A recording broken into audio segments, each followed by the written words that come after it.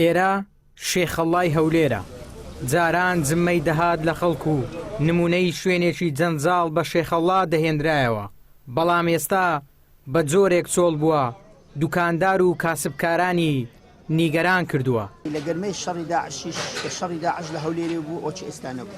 ئیبراهیم 35 ساڵە لەم بازاڕێ و دەڵێت هەرگیز بازار وەکو ئەم چەند مانگە نەبووە کە بەهۆی بێموچەییەوە تەواو لاواز و سز بووە.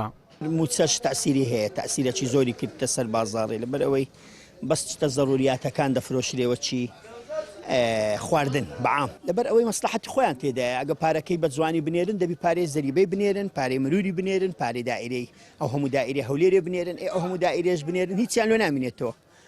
مەجبورن یعنی نەنێرن بە جوانی و پابەند نەبن بە بڕیارەکان.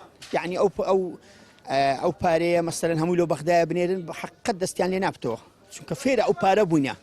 تازە زۆر بە زەحمەت ئەوانە دەستیان لەو پارەی بەردەبی. بەغداش زەختیان لێ دەکا، ناتوانی پارەکەیان پێ بنێری و بەغداش ئەو وەزعی دروست کردیە، یعنی تەسیرەکە بەڕاستی هۆکارەکە هۆکاری هەرێم و بەغدای دەزانم ئەمن. خەڵک هەم چاوەڕێی موچەیە، ئێگا حکومەت پارەی نەدا و خەڵک بچی بێتە بازاری مەسرەف بکە.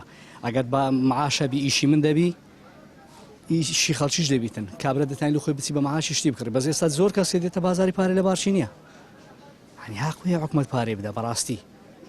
ئەگە خەڵک نێتەکە من ئەشای نەکڕی معاشی نەبی بەچ بخڕی، وەڵا دێ بێبرەوە بە چەندە و بۆندێ و خواحافیز خۆی مشتری هەیە دێت تێکوانە 1500 ناری پێە، باوەڕکە مشتری پارەی لە باشی نییە. جاری کابرا هاتی یەکوانە منداری لەگە بووە، وەڵای شتەکە بای 4000 بە پارەی دەنینە 2000 پێ بووە. حکومەت پێدا بێستە بۆ زایدە پێدا مام قەهار ساڵانێک خزمەتی کردووە بۆ ئەوەی خۆی و وڵات و نیشتیمان بەحەسێنەوە، بەڵام لە ئێستادا حکوومەت بەو شێوازە پاداشتی خۆی و هاوشێوەکانی دەداتەوە.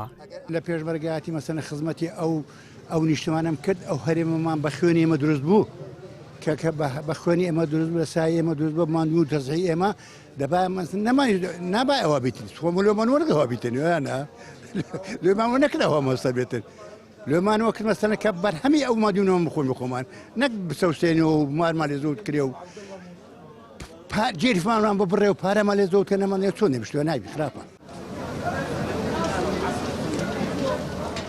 پێدەنینە مانجی دوو تاوەکو ئێستا موچەی مانجی 12 ساڵی ڕابردوو دابەش نەکراوە. هاوڵاتیان و موچەخۆرانی ژنیگەرانن لەم بارودۆخەی کە حکوومەتی هەرێمی کوردستان دروستی کردووە. ئەوان دەڵێن بەم زۆر و بەم شێوازە ڕۆژ لە دوای ڕۆژ ژیانمان قورستر دەبێت. ئەمە یەکێکە لە بازاڕە ملیەکانی شاری هەولێر. لەگەڵ هاتنی موچە بازار جمەی دێت، بەڵام بەهۆی دواکەوتنی موچە ئاوا چۆڵی پێوە دیارە.